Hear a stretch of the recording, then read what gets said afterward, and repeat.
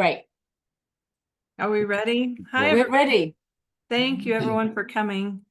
And sorry, Emma froze up. My brain froze up. Like, why are we here? Why are we here? I know we're here. We're going to talk about teeth and mostly teeth. Yeah, mostly teeth. We've got Yep. natural balance dentist Jerry Schmidt with us.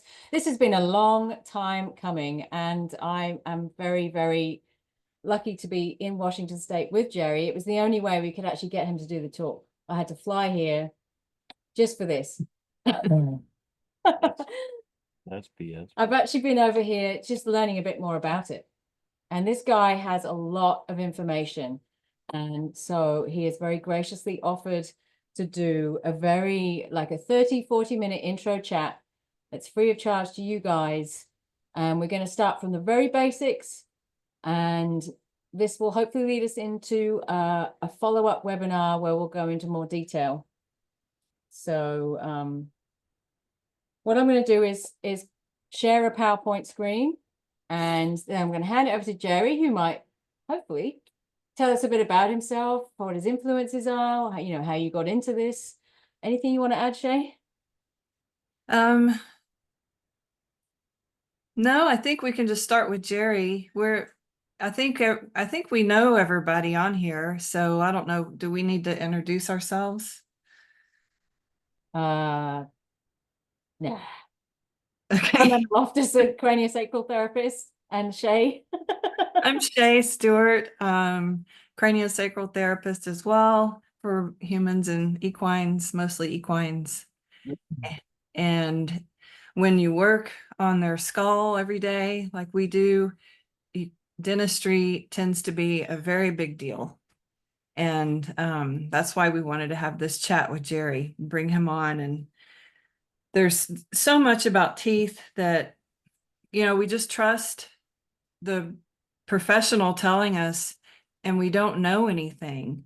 So our goal to have this chat was to empower horse owners so they can be advocates for their horses, maybe understand some things a little better, so you can understand what to look for, what to ask even.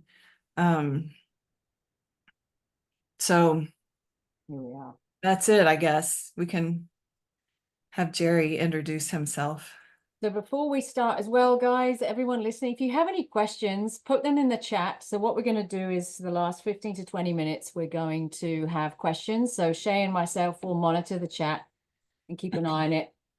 Is that all right, Shea? Hello to everyone that said hello. And yeah, so it'll just save interrupting, because otherwise this will end up being a 4-hour chat and it'll be dark. Okay, I'm going to share my screen and just pop this up here and go. Let me get out of this. Here we go. Oh, here we go. How do I get this? I I'm don't going know. to get that. That's all right. We're going to have to, I can't get this screen out. Hang on. Slideshow. I'm such a tech dinosaur. Can everyone see that? Yes, we can see it. So this is Jerry and his horse, Kettle. Kettle. Over to you, Jerry. Well, Kettle is a bit of a nuisance at best, but he's a nice horse. So I got into this, I don't know, 20 years ago, I guess now. My wife was a Pirelli instructor, and we were at, let me just back up. We have 50 horses here, from babies on up to 35-year-old horses. And so taking care of their teeth and their feet's a big deal. It's very expensive to get the vet to come out, for one. And the knowledge that we tried to get a supposedly knowledgeable vet did nothing but dentistry out, and it kind of turned into a shop of horrors, and the horses they worked on couldn't actually ever eat again properly. So I did a few and then decided that wasn't a good idea. And so we got to Pirelli's at the annual conference when they used to have a lot of presenters there, and Spencer LaFleur was there, so I have to credit him with, you know, getting me to come to school. And I really just wanted him to come here and do our horses. I wasn't even thinking about doing this type of thing. And at the time, he was, you know, explained to me that he was so busy that he could not take one more day to go anywhere else. So, but I have a school I'm starting. You need to come. So that's where I was in 2002. And now it's 2024. So I've been doing this for a couple of days. It took a couple of years to get through. I mean, went for a week, went home for 6 months, and then came back for another week. And so we're kind of trying to do 2 classes a year, but it still took 3 years, 4 years to get through the upper levels of his program at the time. And then after that, I helped him teach. Well, the last couple of classes, I guess, last couple of years I was there, I helped him teach the class. So teaching, explaining to people, new people, on how to look at this, how to do it, what to do, what not to do. Came from teaching there, and so made me more familiar, I guess, and articulate about what's going on in their mouth and the rest of their body. So I guess that's, so now we're here 20 some years later, and these guys talked me into doing talk. We did. If anybody on here knows me, typically I don't talk a lot, so. You have to talk to Jerry about the right things, right? Yeah. Yeah. So I thought what we might do is we'll start from the very beginning. So let's look at some points. So this is probably, if you take away anything from today, this statement is hopefully one you'll remember. The horse only has 3 to 4 inches of teeth for their whole life. I haven't written that very well.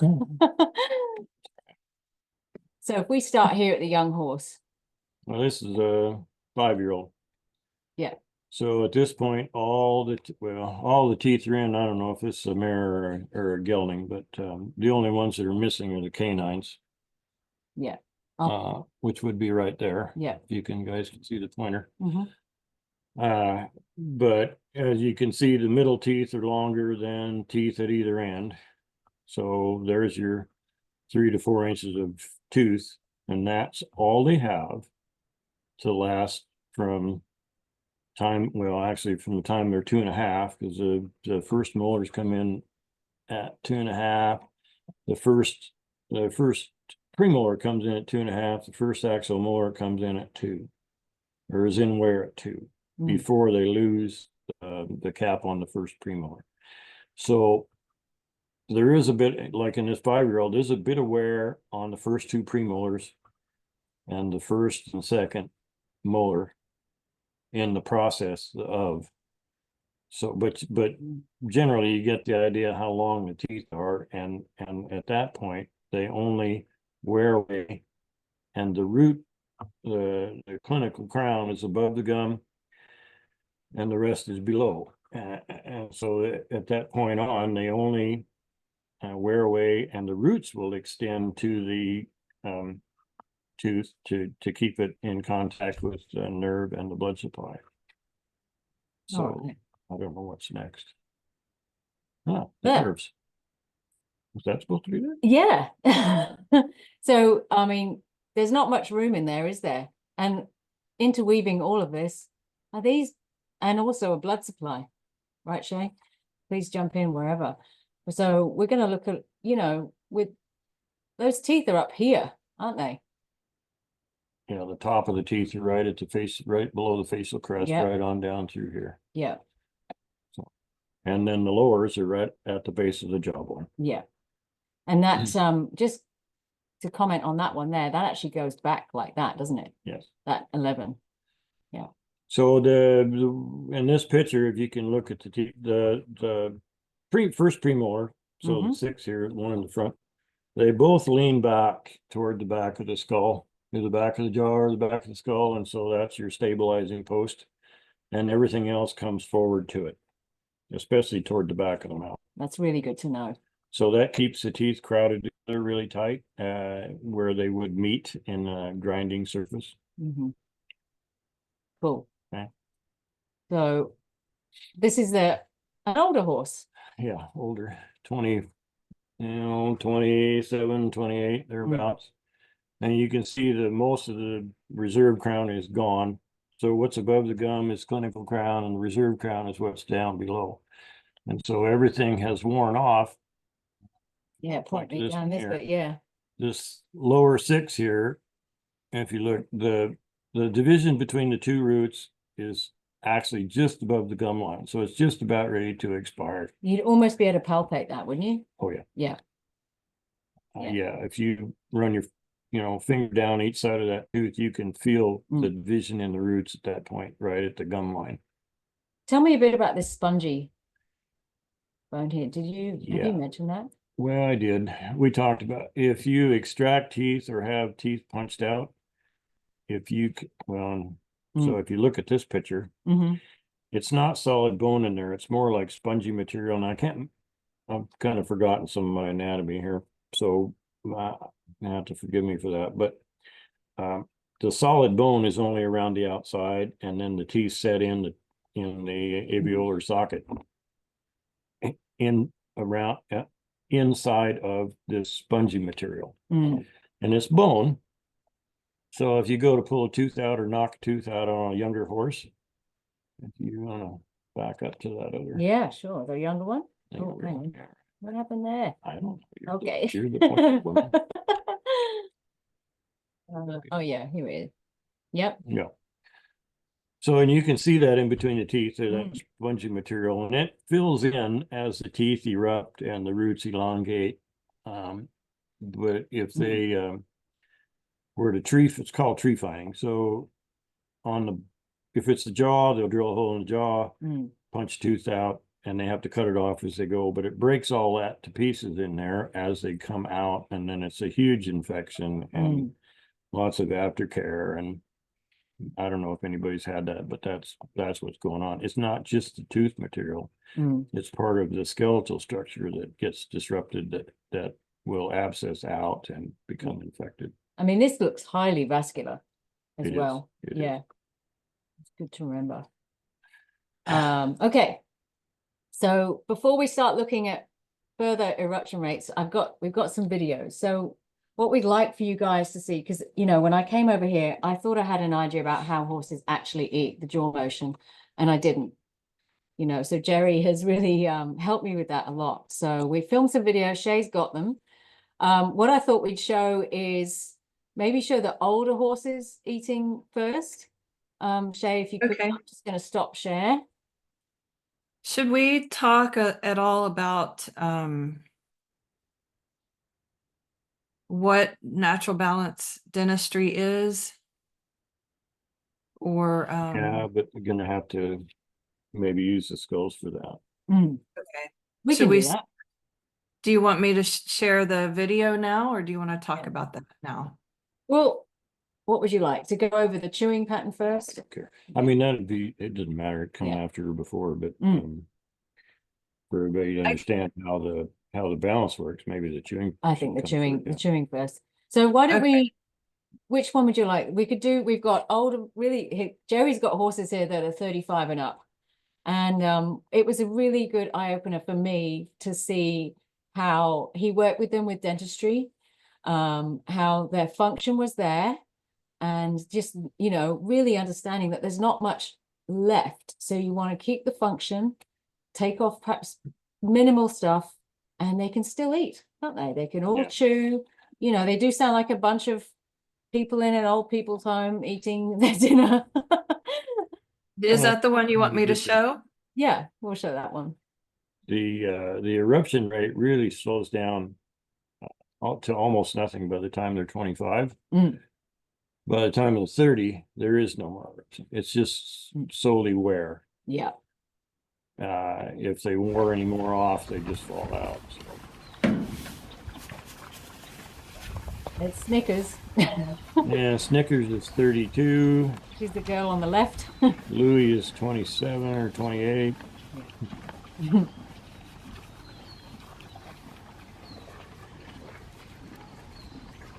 Like that.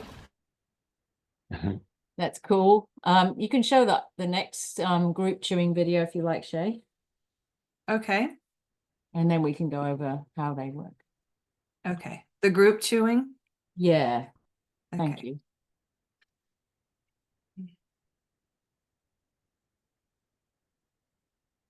you. This one's called horses eating. Well, these are younger. These are 15, 12, 15. The dark one there, he's 9. This Cool. guy's 12. Mm. You can maybe see there's a lot more motion with there's a lot more lateral movement of their jaw. It's a kettle. Kettle's busy. And you can hear them. Yeah, you can actually hear the grind if Mm. not very well, but there's actually a grind to it. Where the older guys don't have much of a grind anymore because their teeth are getting pretty smooth, and so they don't really have a good grinding surface anymore. So I thought before we show the Arab eating, I'd like Jerry to go over with the skull, the actual chewing pattern. I don't know which one you can use. That one's a pretty good one. Maybe. Can you Or can you highlight your highlight your oh yeah, if I go up here, view so everyone can see? what do we do? Spotlight for everyone? Spotlight for you, I think. There, like Yeah. Oh. Ugh. Ooh. Okay. Here you go. Okay. All right. So everybody talks about lateral movement, right? So, oops, I gotta get this up here. Figure out how this is gonna work. I mean, lateral movement, to everybody's idea, is just going across to whatever degree. It's hard to do this with a skull. Yeah. Without catching and having it. But if you can see here, there's center. So the angle of the molars, maybe I should say, the initiating point and the ending point of the grind is on the incisors. So if we start in the middle and go, they would open their jaw, get some feed between, and then grind on the way in. And so they meet, or they come down and contact the incisors. Camera's a little funky. Right about there with the corner tooth just outside the upper. And then they would slide across to about right there where they make contacting the other side of the molars. So at that point, they could either repeat or change sides and chew on the other side. They do only chew on one side at a time. They chew on both sides of their mouth, but only one side at a time. So they have to pick. They'll finish chewing a quid on whichever side, maybe swap to the other side and do the same thing here, there. Like I said, it's hard to do this with a skull. That one, yeah. Yeah. That one needs your dentistry. So, and there's the anterior posterior movement across the TMJ, right? So if you pick their head up, their jaw should slide back. And so you'll see the bottom. Everybody thinks that's an overbite. Well, if you pick their head up this high, that's what should happen. And when you drop their head down, like you won't see it on the camera, they should be even. Maybe I'll do it this way. Like there. There's an overbite. Yeah. When you drop their head down, operate. They should be. It's hard to do with a dead skull. There. Or have a little bit of an underjet, which is okay too. But the important part is the movement. So when that comes into play in that grind, And they can't unhinge their jaw and go laterally. It's a rotation. So what happens is one side of whichever side they're chewing on, when they open their jaw to chew on the left side, say the the TMJ goes back, or the jawbone goes back past the center of the joint on the skull, and the opposite side comes forward. And so then that's a rotating motion across their TMJ. To do this so I can explain. That's good. Mhm. So I think now would be actually a really good time for us to show the video of Jerry showing that on the live horse, you know, the jaw incisor motion. I think I've got two. I've got one where you're checking the grind and one where he's showing the incisors how they leave. If I come so a little bit past center to the right, comes across, starts the gap right there. Comes up the molar arcade angle. Oops, to there. Right there. And he's doing that. Right there. Yeah. So that's his maximum travel, way out. Oh, Like, that's enough. out there. He had enough of that. Yeah. Business. But And they chew from outside in. Yeah. They do not chew. I mean, to test it when I'm mechanically moving their jaw to test it, it's easier for me to go from inside out to see how that works. The horses chew from outside to center. So it's a different pattern than what I'm doing to test it. this is a good one where Jerry's testing, you know, before looking in the mouth, he's having us listen to what's going on in the molars. Okay. Ready? Yeah. Yep. So there's a sound that goes with it. So I don't know if it's going to pick it up, but you can, if you stabilize their premax up here, with one hand and push the jaw over, you can get an idea of what it sounds like. A little clunky there at the end. And this is before movement to the right, but he gets about right there, and he's a little bit struggling. And then if I come off to the left, I run into that. Yeah. There we go. So this guy he can move to his right pretty easily, and he's blocked on the left. So that sounds like you're tapping on the table when you do that. It's a definite stop to the jaw. Mm. So more than like he's not, and it's an unworn edge is what it is, so he hasn't used his natural ability to grind all that off 100%. So that's the part that needs to be adjusted so that he can return to wearing normally.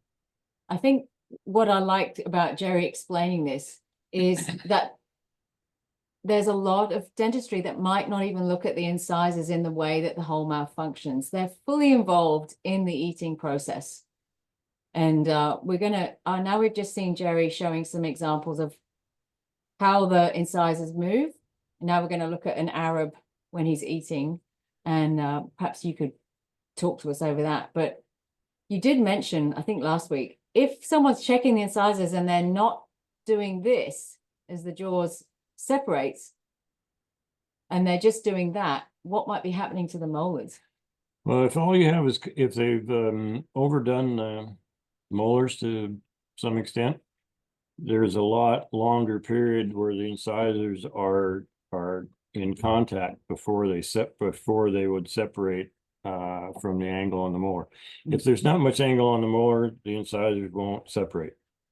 So you may only be getting a resonance off the incisors and little or nothing on the molars. So Yeah, that's a problem. Those are horses that, quit, can't eat, can't function right. So, and it puts a lot of pressure on the incisors and the TMJ at that point.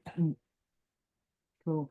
Yeah. And that's when they've been overdone on their molars, and then the incisors have not been addressed. Yeah, and typically that's pretty much almost the rule anymore, is they go straight to working on the molars, whatever they're going to do, and then you know, they don't do anything on the front teeth or minimal, or if they lose contact on the molars, they'll adjust the incisors they'll cut them off to get the molars back together again. It's working And that- backwards almost, isn't it? Backwards, yeah, Yeah. it's working backwards order. And there is several schools that still promote that same method. So you take off all the pathology on the molars, and then if there's no contact when you're done, you just cut off the incisors to get they use it for a balancing point rather than an initiating point for the grind. Yeah, that's really important to remember, that the incisors are an initiation point for the grind. And if the incisors are not done first, that's going to give a skewed view of how to do the molars. Yes, and well, and there's several ways. If they have a little bit of a smiley look or a frowny look or a wedge, you know, like an angle on their molar, then the angle is a bigger problem than anything else. When you open the speculum, it's a level plane, upper and lower, that you put their teeth on and open their mouth. So if the incisors are crooked at all, it will torque the jaw in whichever direction, and then you have a skewed feel or a skewed view of how you would adjust the molars. And then we've seen when you take the speculum out, it all changes. So you know, it's a point that is completely overlooked. I mean, most comments on this thing from the majority doing teeth are, you know, they don't graze, so they don't use them anyway. So got nothing to do with it. Nobody even looks at function. and you know, and that's another important thing to remember is what are the conditions that are setting up the mouth? Are they able to eat hay? Are they grazing? Is it just processed feed? You know, is it because that way they're just grabbing the food and rather than getting the incisors involved, right? Yeah. So I don't know if you want to talk about, we're kind of there anyway. I mean, the natural balance dentistry and Spencer's new deal is neuromuscular dentistry. Lloyd Jeffries is equine gnathology. Everybody's kind of changed their wording on their school and their concept, but their concept is still the same. To not change what the horses naturally come with. I mean, when they're born with 3 molars in their mouth, I mean, they're all premolars, they have caps, but they are born with those in their mouth and they have an angle to them when they're born. It shouldn't change over time. It should just carry on back for the, you know, the rest of their life, right? At the same, and there's a variation in pitch, depending on size of head, width of head. You know, the big draft horse that's got a 3-foot long head is not going to have the same angle on his molars as a mini. So all things to consider, but all those angles in there need to fit the horse. That's one thing that Jerry has been saying to me for the past 2 weeks is the angles. Angles. So important, aren't they? Yeah. Yeah. I was thinking we could show the video of the Arab eating. Yeah. Now that we yeah. Maybe I'll finish this. Oh yeah. So compared to conventional dentistry, and the conventional now is a comfort float. So it's all about comfort for the horse. You want to make sure he's not going to cut his cheek or his tongue. So you go in and you take the points off the uppers, and which is on the cheek side of the uppers, and the inside of the lowers by the tongue. So you smooth all that up. But the way they go about it, they're not doing anything about what's causing it, which we'll get into later. But and the vast percentage is right-handed people doing the work. So if they don't, and it's easy to do the left side of the horse with your right hand, because you'll follow up the line of the teeth. As soon as they would cross over the tongue and either turn their float over or set it down on the incisors on the other side of the tongue, they take the sharp off, but they immediately flatten the angle on the right side of the horse. So predominantly, horses have been power floated, always have a flatter angle on the right side. It's really important to know. And then they don't touch the incisors, but you know.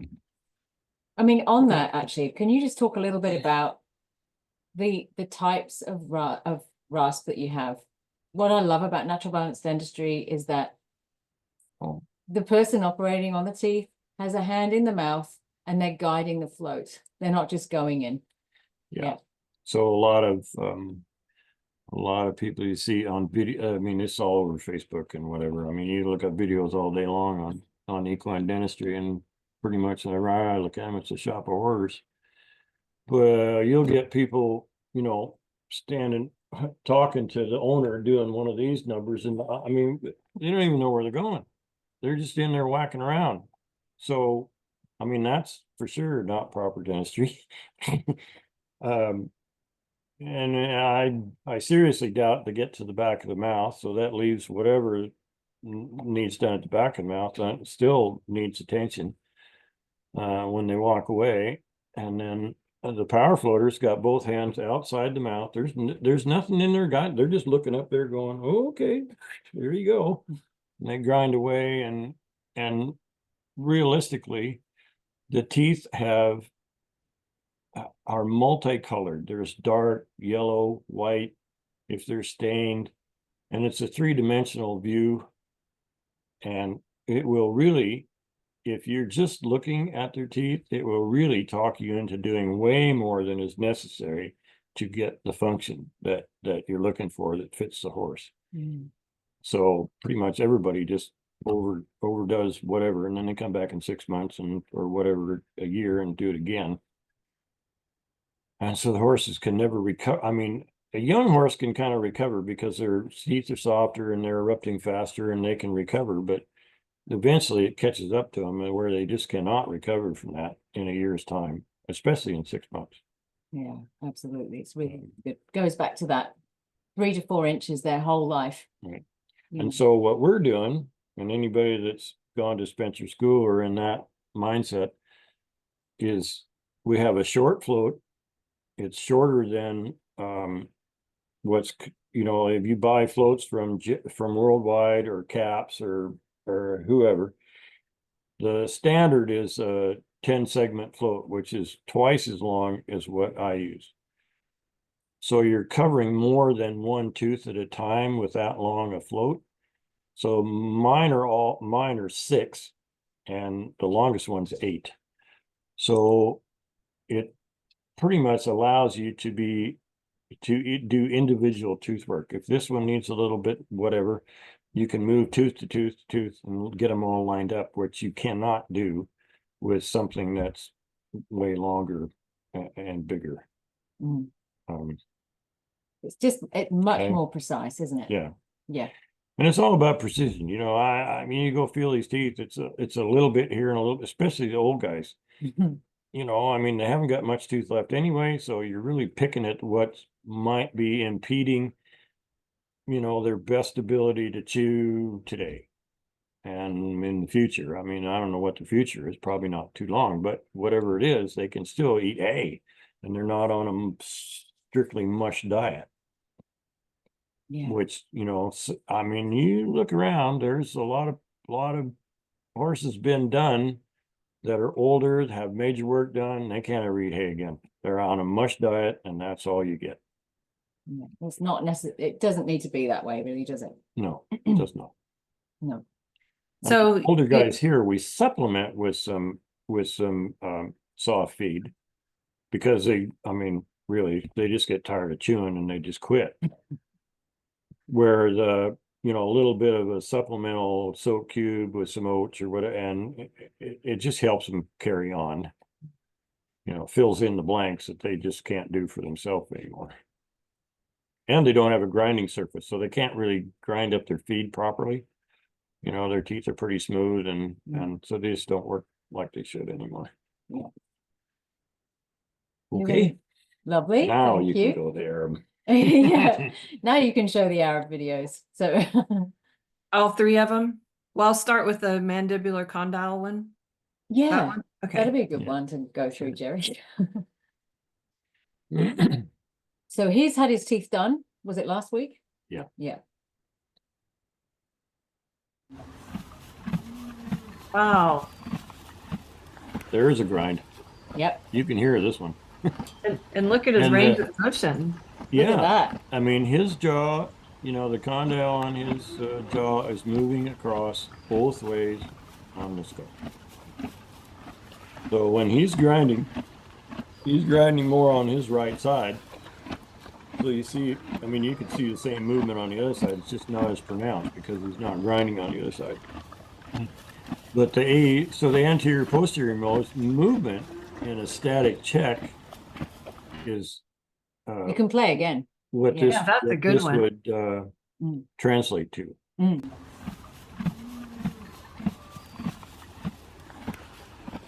If we look up here, you see that little bump there? That's the mandibular condyle covered by a fat pad that's moving up and down. This is the TMJ.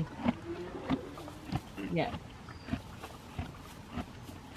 And the right is, if you look, the right is a little bit more pronounced than the left, but it's pretty much an equal deal. But he's not running up the angle on his left side, so then you don't see it quite as much. Mm. The opposite side is just kind of swinging out in the air. It's actually inside of his mouth. Yeah. Or inside uppers. You could even maybe show the other one of him eating, because that shows that he's actually got really good Lateral. grind, hasn't he? Yeah, he does. I have a Andre left and an Andre right. Either one. Okay.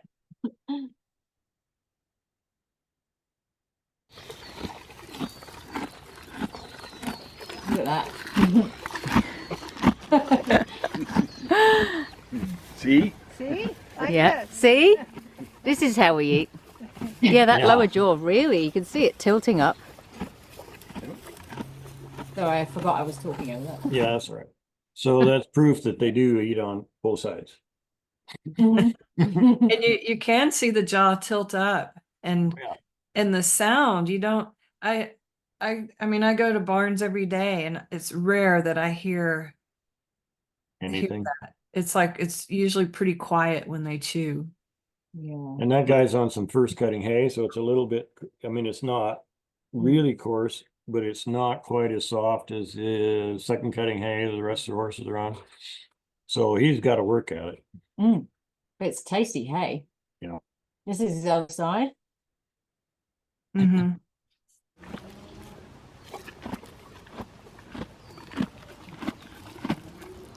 Still chewing on the Yeah. left though. Oh, did I do the wrong one? No, no. No, that's all right. That's It's just another view of the. Yeah. Okay. But you can, if you look at TMJ on this side, he's chewing on the left side. So then you don't see quite as much. Can you switch? You don't see quite as much protrusion of the condyle through that fat pad. Mm. So like his jaw's going over to his left. Yeah, well, Yeah. it has to. Yeah. You just don't see the compression. That's what you get with it. That's all right. Anyway, It's great, isn't it? And actually, if you show Nina, she's chewing the other way. You have a look at that one. So would you say a horse that hasn't been balanced, they've had comfort floats instead of balance floats, can you palpate their TMJ and feel if they favor one side or the other? Because don't they usually tend to favor one side if their teeth are yeah, Right. they will favor the side that works the easiest, which is usually not, if the right side is been overworked on the edges, which is generally a little flatter, they will work the opposite. They'll work the left side. So a lot of times you'll see a bigger temporal muscle on the left side, not on the right. So And they'll tend to chew on the left side they'll if their right side is flattened out too much. they'll chew on the left. Mm. They chew If on they the chew on left. the right, it's a real short. I mean, they will chew on the right. It's not like they don't, but they Yeah. will favor the side that works the more normally for them. Okay. And the opposite side, they tend to be, it's a real short, it's a lot of compression and a real short grind rather than a lot of lateral movement with not so much compression. So it's like working millstone instead of a jackhammer. And do you find that they're sore and they're TMJ when you palpate around the joint? Yeah. And They it are pretty is- much equally both sides because it's just not Okay. functioning right for them. Yeah. Yeah. Yeah, that's what I find. And the right side, that's interesting. You said most horses that are comfort floated are lower on the right side, because that's kind of what I feel in the cranial work. Right. Hmm. So what I was thinking was we've actually, instead of putting a PowerPoint up, we've got a young horse skull here, and it might tie in. There was a question from somebody who said, some believe the presence of caps up to age 4 will affect balance, like physical balance. So I was wondering if you want to grab that. Well, Yeah, what are your thoughts the on only that? cap should be in the horse at 4 would be their corners. Yeah. The corner inside there. Is that the young one? Yeah, that's a young one. That's a good one. It doesn't move there. These are all caps. Yeah, Um, that's a good one for you to show what happens with the 9 and 10 that come down. Yeah. yeah. So what was the caps at 4? Yeah. So some of it depends on what kind of horse you have. Generally, smaller breeds, ponies, Arabs can be a little bit faster. You know, with tooth eruption at an early age. I mean, once they get all their permanent teeth in, it's pretty much the same universally. But the smaller breeds can be, I've seen it in Pasafinos quite a bit, where they might only be 3 and they have all their teeth, which is not, it doesn't follow the chart. And larger breeds, I mean, some warm bloods, I mean, I worked on some warm bloods that were 6 and 7 that were just getting their canines in. So they can be a little slow, the bigger breeds, and they're usually kind of pretty laid back, kind of, you know, they act like a 2-year-old and they're 5, you know, that kind of thing. So, but normally the only caps that should be, is the corner. Those come in, you know, 4 to 4.5, and then about the same time the canines right in this area are starting to come through the gum. So by the time they're 5, you know, 5.5, they should have all their teeth. And so they've got 24 molars and 12 insiders. So, yep. Gotta get my count right. All right, yep. And this guy still has wolf teeth. I don't know if you can see that, but the wolf teeth, and they're pretty big right here. So the wolf teeth hadn't come out yet. A lot of times they'll lose those, just as a side comment. A lot of times they'll lose those when they shed their first caps, which this guy still has.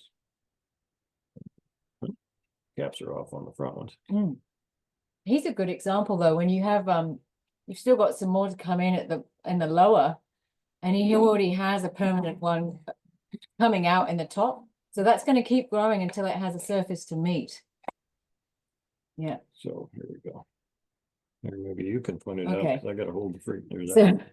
yeah, he's got his that's his 10 That's his upper 10. coming down, and there's nothing there yet.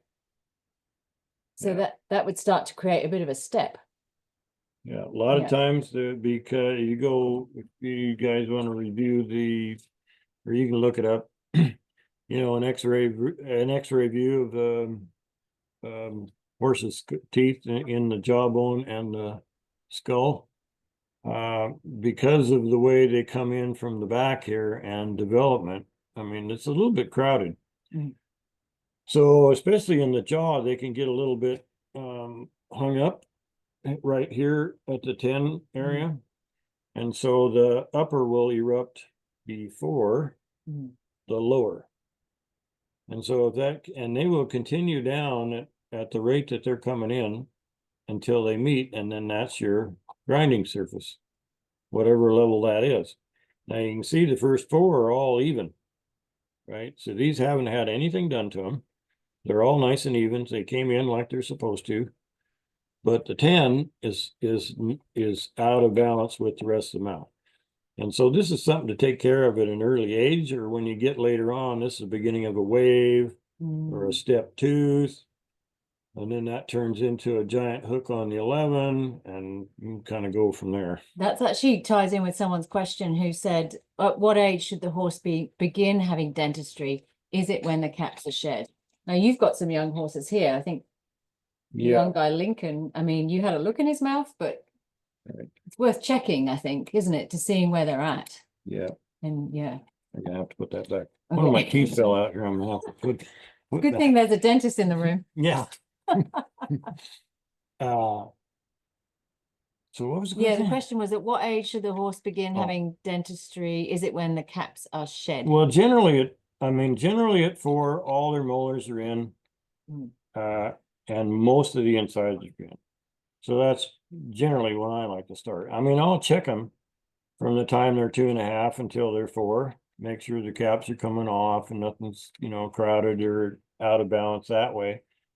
And I mean, if there's a problem, a lot of times it's on smaller, like quarter horse breeds, some of the smaller quarter horses, their central incisors can be really hard for them to get out or off the caps. Because the permanent teeth coming in are half again bigger or more than the caps are. So everything's a crowd. I mean, they get pushed in between teeth, everything has to move. And so they can get a bit hung up. And if the roots on the cap don't reabsorb like they should, they get stuck. And then so they can have a hard time getting them off. If you just take one off, either, doesn't matter which one of the centrals, upper and lower, the other ones come in much easier, and then it just pretty much goes along from there. You sort of give it a bit of a help along. Yeah. Well, it's real painful for them. So yeah. And the same thing goes for caps. Now, generally, the first one comes off about 2.5. Well, there's nothing in front of it, so this one generally comes off pretty easy. But the next one is in between 2 teeth, right? So the 7 and the 8, they can have a little trouble coming off, upper or lower. And I don't take them off prematurely. If they're not ready to come off, I won't take them off. But generally, you can feel the cap over the outside of the permanent tooth, and you just pick them off. At that point, it just sets everything. And so that's pretty much the only thing there is to do on a baby till they're 4, other than maybe take out their wolf teeth. I mean, these here are pretty good size. Yeah. So they might actually have a pretty good root on them. Most of the time they're not even 1/10 that size. And someone also said, is it not always necessary to pull wolf teeth out if they fall out? Do you find if the horse is being ridden? Because I mean, look, a lot of horses do get ridden at 2, don't they? They do. So probably. Well, yeah. Like I said, most of the time they're pretty small and insignificant. Yeah. I was just going to show this one here. Yeah. Or try to. I hardly ever see them on the lowers anymore. If you can pick that, there's a wolf tooth right here. It looks like a toothpick. Yeah, right. Yeah. I mean, that is just an annoyance for a horse right there. And so most of the wolf teeth I pull out are not as big as what's in this skull up here, but somewhere in between the two. Not a toothpick, but it's pretty insignificant. And if you bump them, either being ridden at 2, whatever, you bump them, I mean, you can break them, you can wiggle them. They don't like them bumped or touched.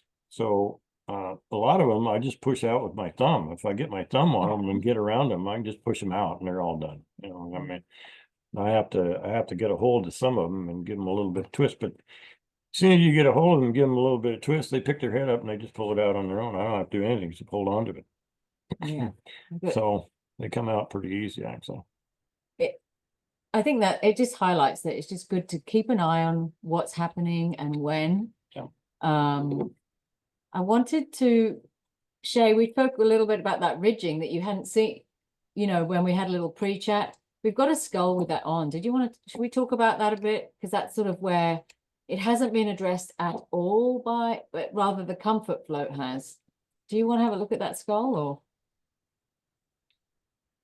The skull that, With the With ridging, the yeah. transverse ridging. So just in comparison, if you, before we get that one out. Yeah. Right, there is a normal. We'll probably show it like that, maybe.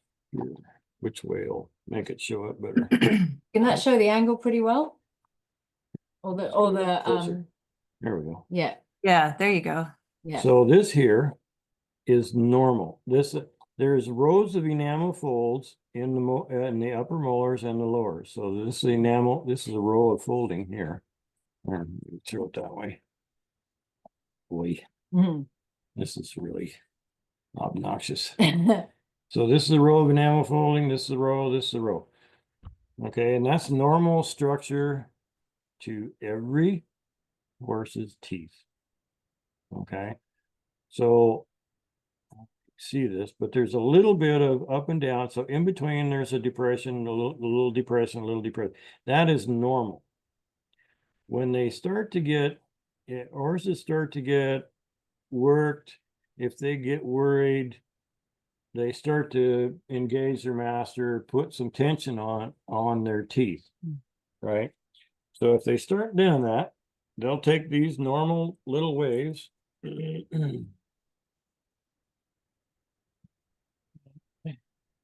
Skull. Parts here.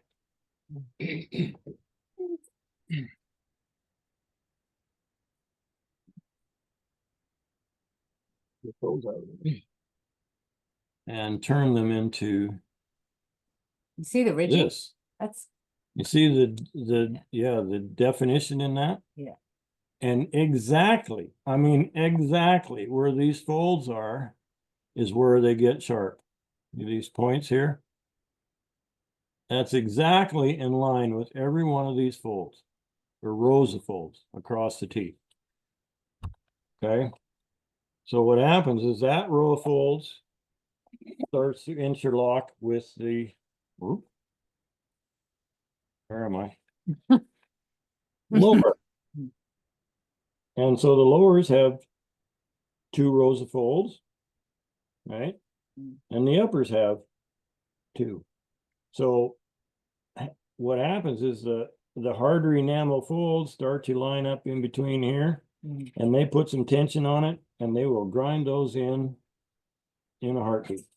I'm gonna show the other skull so you can compare. Oh, that's a different one, but so if we if I hold that like that and then like that, you can see the difference in the ridging. See how that's smooth? And that's like doink, doink, doink, doink, doink, doink, doink. Yeah, and you can see all the points on these things here. Yeah. So Whereas that side, not so much. what we found and what Jerry sees a lot is maybe this is taken off or maybe that, but the ridging gets left. So their grind, you know, that Arab we just saw, that grind was lovely. The grind becomes short. So do you see that a lot, Shay, when you're watching, like they almost do a very short grind? Mm-hmm. And that's Yeah. what that is. Yeah, and lots of compression. And on top of that, they probably have their they've had this, so as long as we're there. So you see the angle there, and they're opposing angles. This is this way. This is this way. And these angles are directly opposite the TMJ angle. So if you ran this line across, it would be the same angle on this side that's over here. Yeah. And conversely, the other way makes a nice X. So, and by I'm gonna do this backwards, but whatever.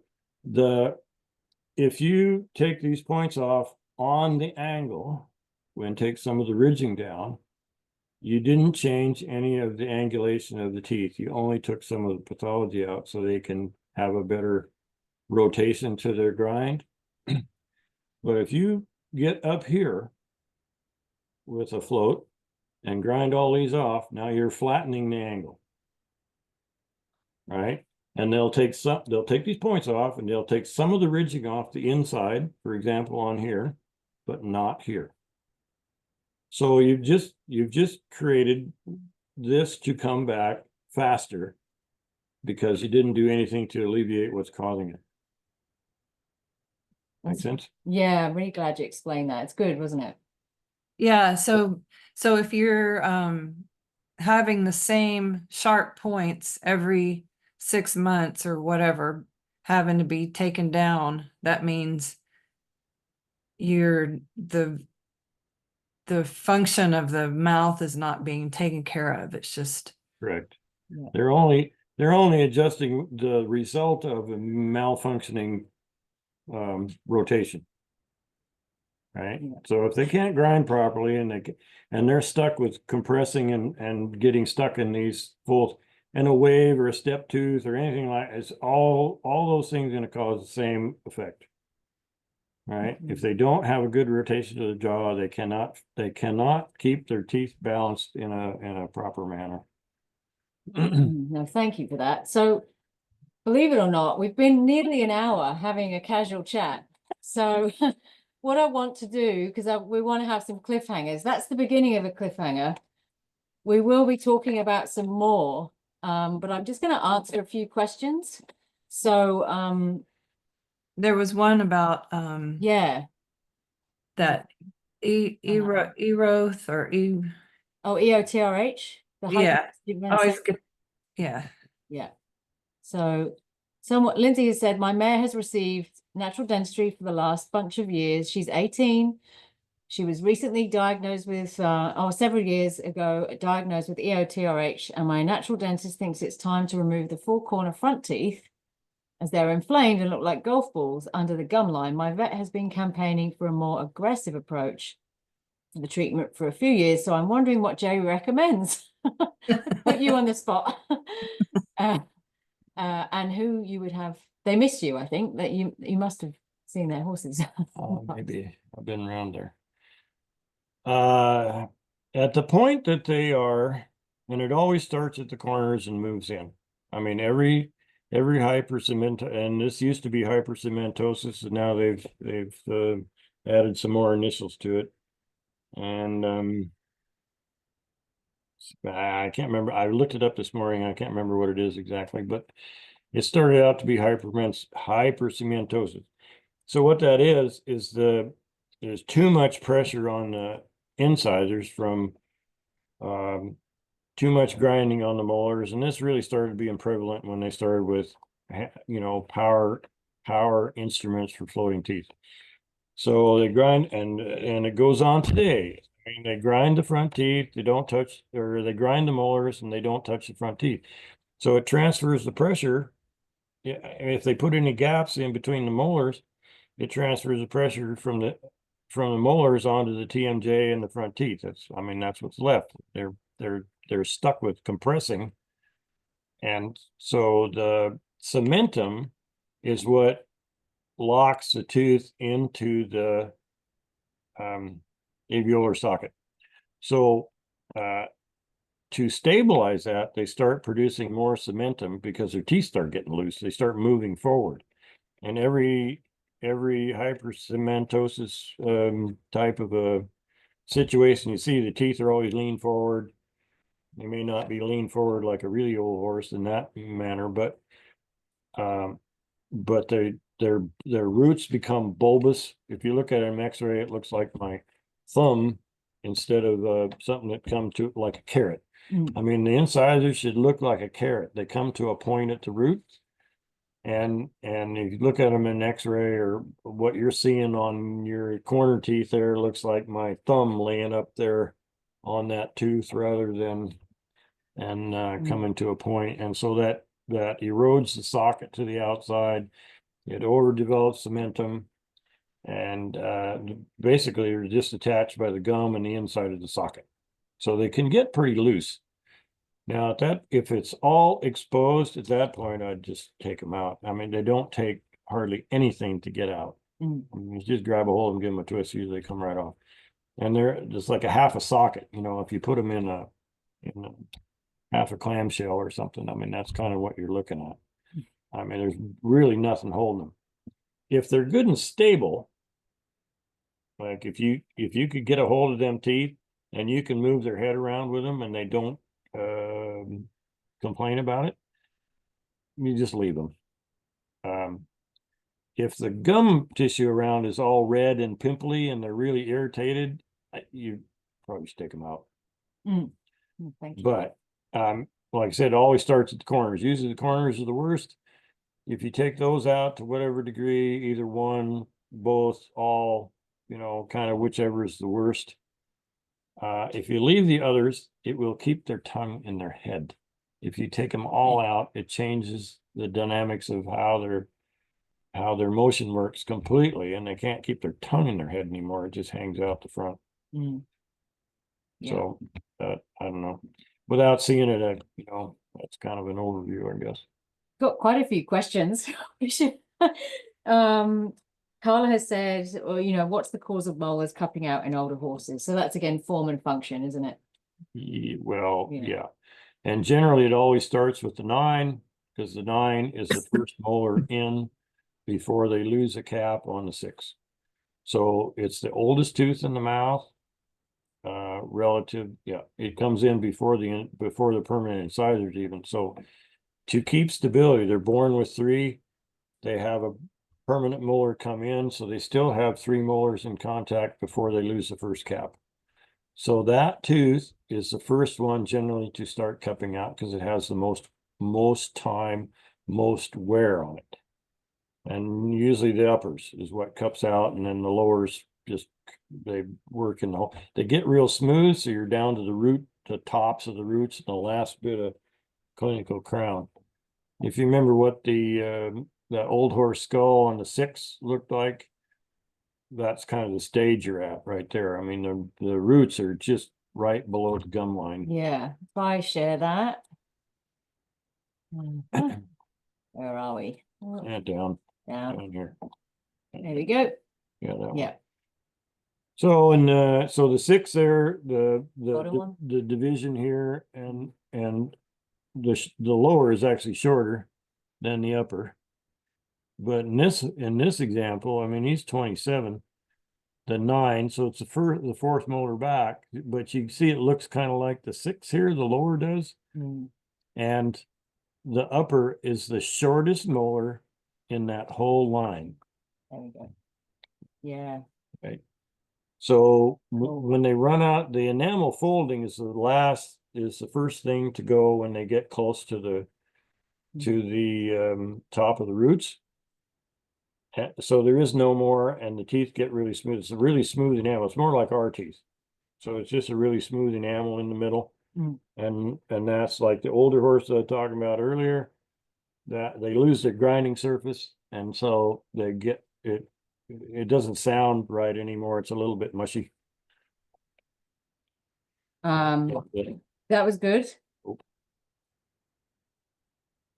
Yeah, so Shay's actually just answered someone, I think it's Amy, said, should the dentist always work on the incisors first? That's what we were saying. Yes, I'm agreeing, yes. Yeah. Yeah. And depending on what they look like, I mean, really, you're just looking for an, can you stop? Oh, I can stop that.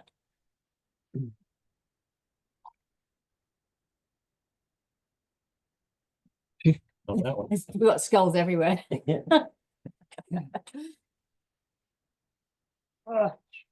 good. There we go. Yeah, no problem. What am I looking at here? Yeah. Well, really, I mean, this guy's been, you can see there's a little bit of wear on his upper teeth there. I don't know, eating off the ground, eating off a hay net. Something there has worn these middle teeth here a little bit. Maybe he's just chewing on the fence boards. but that right there is a pretty straight line. It's got a little bit of these corner teeth here a little bit higher than the centrals. So what you like to have is the lowers matching the line on the uppers. Look that line through the uppers, nice and straight. Okay. So there's a little bit of work to do on the lowers to get that to function a little bit better. Now, when you get to the corners here, and right there. So Right there. yeah, right there. I'll pick this up. Yeah. You can see there's a little bit of a curve. Well, it doesn't show up very good on the Now he's got an screen. underjet. Sorry. Oh, I'm sorry. I'm just trying to look at this teeth. Oh, there you can see it. Oh, yeah. So this corner here is not wearing properly. It should line up on the line across these teeth. And this is about a 15-degree down angle there.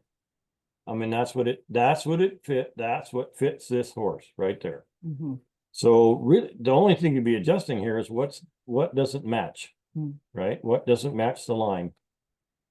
To bring that back into, but if you don't do that, well, you got all these areas that are getting more pressure, more contact across that spectrum. Yeah. And it's going to, this right here, there's a little bit of smile is going to influence how they grind across their molars. That's such an important statement. You're just going to do what's going to help them function, like the minimal stuff. Thank you. Someone's asked quickly, do you have any words of advice for dealing with a parrot mouth or overbite? Depends, because I have seen some vets say this horse has a parrot mouth when it's really just a slight overjet. Yeah, well, yeah, it depends on the degree of, and how you're looking at that. If it's a true parrot mouth, the incisors will miss. So instead of meeting, it'll be, well, if this is my upper, it'll be over top or in front of the lowers. I mean, that's a true parrot mouth. But generally, the corners, even with a parrot mouth, to whatever degree, you want to show that. But the corners here are more, you can usually always get contact on the corners. The front teeth might overhang quite a bit. I don't know if I can do that with this skull. Well, anyway, but you'll still get contact on the corners. Can't see it. Yeah. So, and the ones I've seen that really were, really parrot mouth, they need to be dealt with at a young age. Like when the caps are coming in, the permanent teeth are coming in. Sometimes the jaw is not developing at the same rate, kind of like teeth coming in. They don't come in at the same rate all the time. So if the jaw is now expanding at the same rate as the skull or the premax, if this is my upper, you can get them to start passing each other. And then at that point, it's like braces. Instead of the teeth being like this, they start curving back behind the uppers, and the uppers will come out, the lowers will curve back. So now, as they age, I mean, it's like every time they close their mouth, they're putting pressure on these teeth, and it's causing this sort of effect rather than here. Right. So at an early age, you can adjust those teeth. You need to grind them down to where they would clear each other and still have contact on the corners. And then over time, generally they will take care of themselves. But if they get left like that, I mean, it's like braces the wrong direction. Just got two more questions, and then I feel like, Shea, you need to go through the cliffhangers and what we plan to do next. But one of them was Erin's asked, could you potentially explain what effects removing the incisors would have on the initiation point of the grind? Well, there isn't one anymore. There you go. They're I mean, it really screws them up. They can still grind, and they can still kind of they can graze kind of if the grass is long, and they have to pick it up with their tongue and their lips. And I mean, their lips are pretty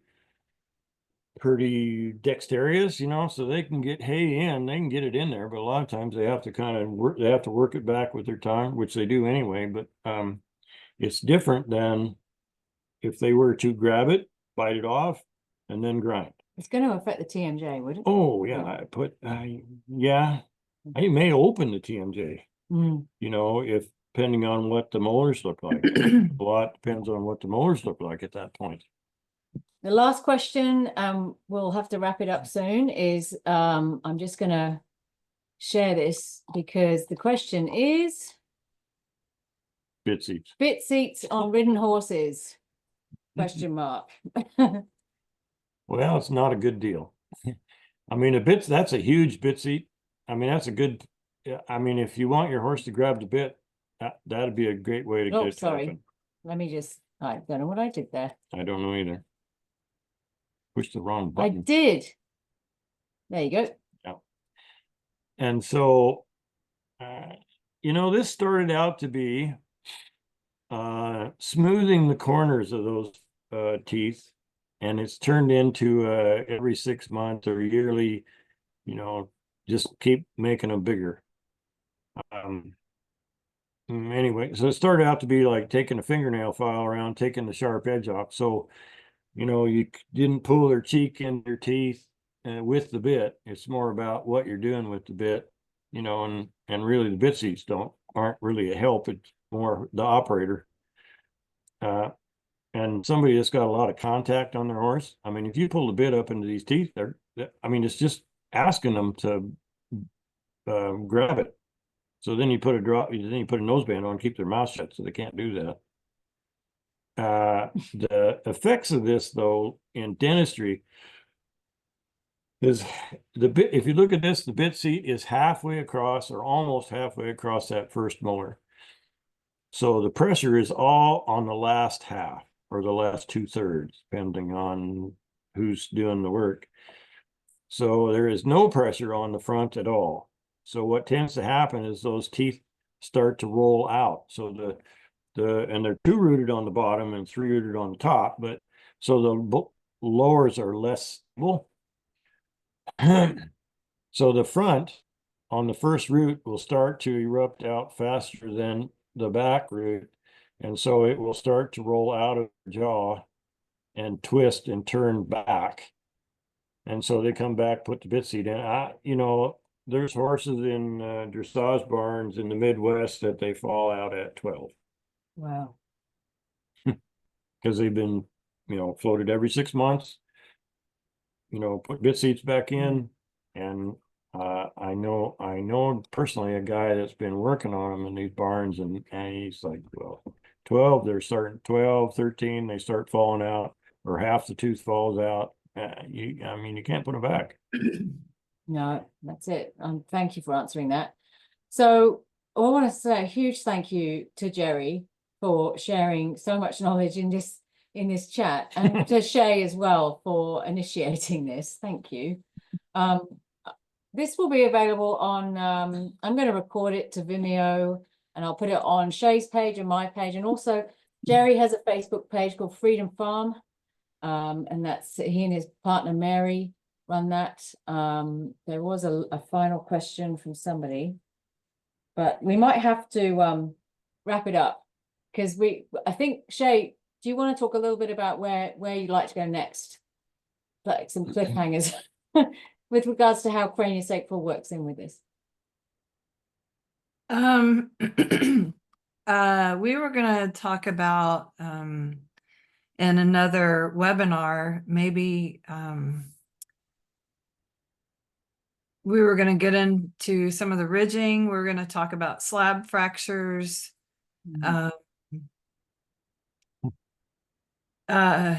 Carrie actually had a good question. She asked if there's anything that unnaturally increases the rate of tooth growth. And one of the feedbacks that I've received as a person who doing craniosacral on horses, who had a dentist who paid attention to the horse's normal wear pattern, their bite pattern, is that the cranial work does help the blood flow in the mouth and the skull. So it helps them, their teeth erupt more balanced. Because I love they're that. using their jaw a little better. Yeah.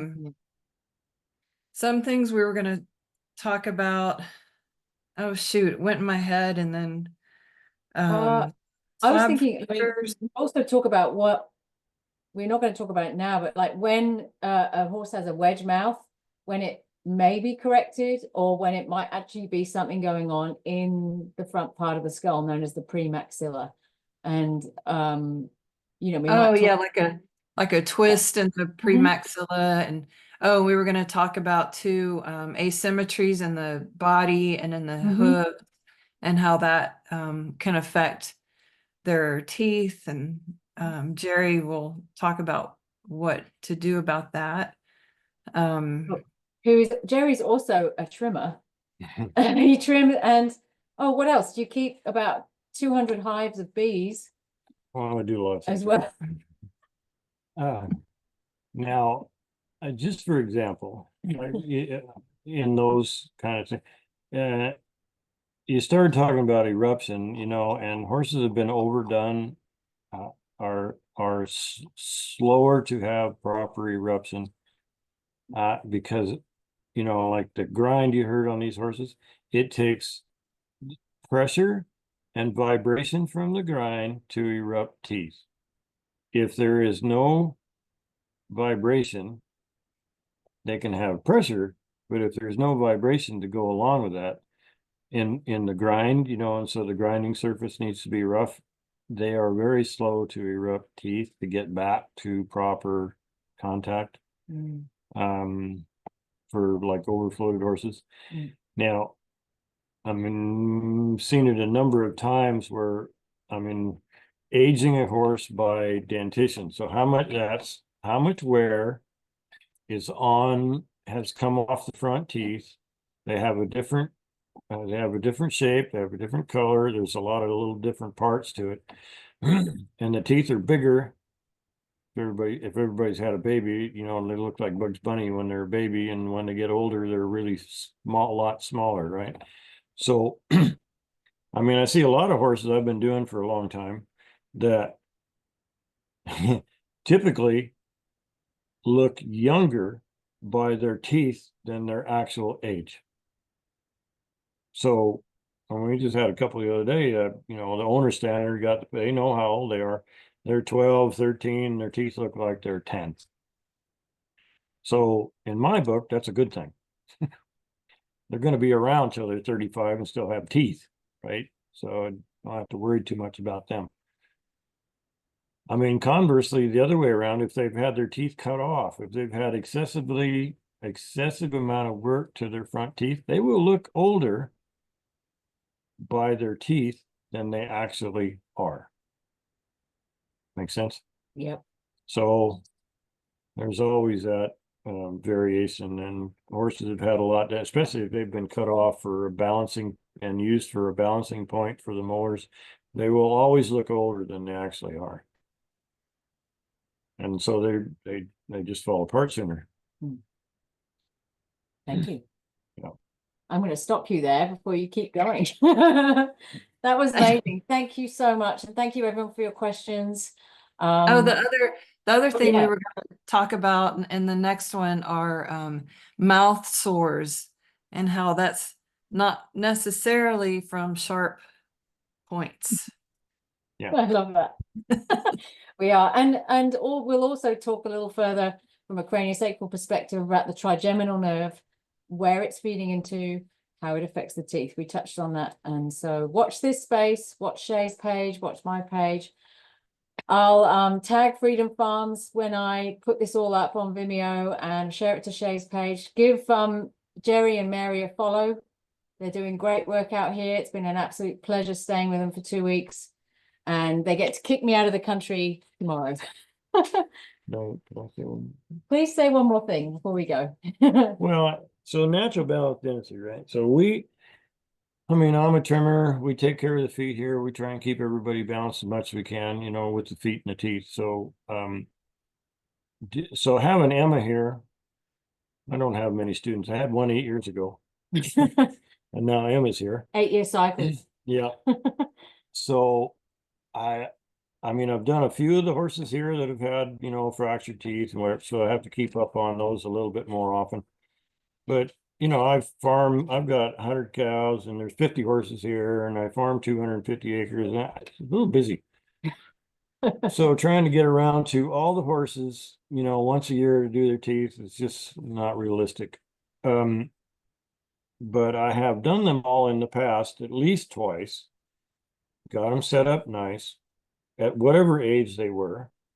And so this has been a bit of an experiment for me to see what we were actually going to running into the horse's teeth out here, and if they were going to maintain their angle and they weren't going to be looking like a bunch of sharks.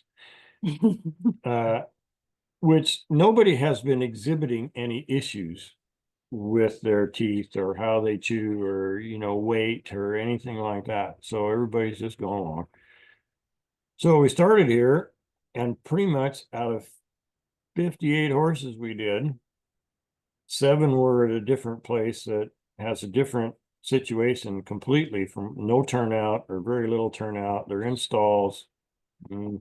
Their feet are pretty well balanced. They could do better. Those have been 2 years, which they had more to do at 2 years in that situation than we've had here in 8 years. Pretty much everybody had a little edge, a little bit of ridging, a little this and that, but I mean, they could have gone another 2 years without an issue, right? So the keeping everything, and we have lots of turnout. They're on acreage, they're on I don't know, all the groups are on about a 3-acre paddock. So, and they're in groups and herds, and we don't have stalls. So the whole situation is a setup for a better prolonged balance on their teeth, at least anyway. So I don't have to do so much, which is great for me. And I really had no idea it was going to turn out that way. I told Emma, I said, well, I don't know what we're going to see, but hopefully it'll be okay. Yeah. And Anyway, just goes to show very little needs to be done if you're just working with the function. So to be continued. Thank you so much, Jerry. Thank you so much, Shea. Thank you. Thank you. This Thank you, was everyone. great. I'll put it on my website too. Oh, yeah, amazing. All right, I'll get that all sorted. Thank you, everyone. Bye. Bye. Thank you.